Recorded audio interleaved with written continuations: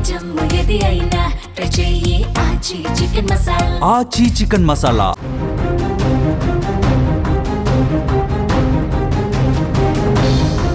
ప్రేమంటే కలిసి నడవడమే కాదు, ఒక ఊపిరి ఆగితే మరొకరు ఆ భారంతో బతకలేక తనువు చాలించటం. 5 ఏళ్ల క్రితం అగ్ని సాక్షిగా చేతులు కలిపిన ఆ జంట ఇప్పుడు మృత్యువు ఒడిలో ఒకరినొకరు వీడలేదు. తన జీవిత భాగస్వామిని మంటల్లో కలిపి వచ్చిన ఆ భర్త ఇంటి గుమ్మం తొక్కగానే గుండె భారంతో కుప్పకూలిపోయాడు. తన భార్య చితి మంటలు ఆరకముందే ఆమె వెంటే తాను అనంతలోకాలకు ప్రయాణమయ్యాడు.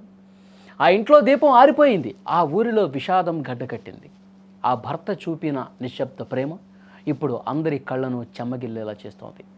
కొమరం భీం ఆసిఫాబాద్ జిల్లా దహేగా మండలం కమ్మరపల్లి గ్రామంలో గుండెలను పిండేసే ఘటన ఇది. గ్రామానికి చెందిన దుర్గం వినోద్, బెల్లంపల్లి మండలం గురిజాలకు చెందిన సువర్ణకు 5 ఏళ్ల క్రితమే పెళ్ళైంది. వినోద్ కేబుల్ టీవీ ఆపరేటర్గా పనిచేస్తూ కుటుంబాన్ని పోషించుకునేవాడు.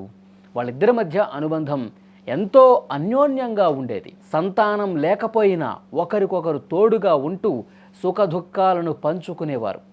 కానీ కాలం వారి సంతోషాన్ని చూడలేకపోయింది.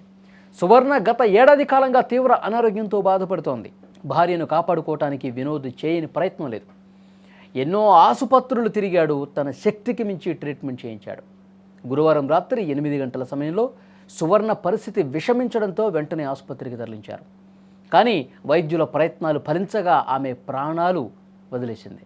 తన ప్రపంచమంతా తనే అనుకున్నటువంటి భార్య కళ్ళ ముందే విగతజీవిగా పడి ఉండటం చూసి వినోద్ తట్టుకోలేకపోయాడు. శుక్రవారం ఉదయం బరువెక్కిన హృదయంతో వినోద్ తన భార్య అంత్యక్రియలను పూర్తి చేశాడు.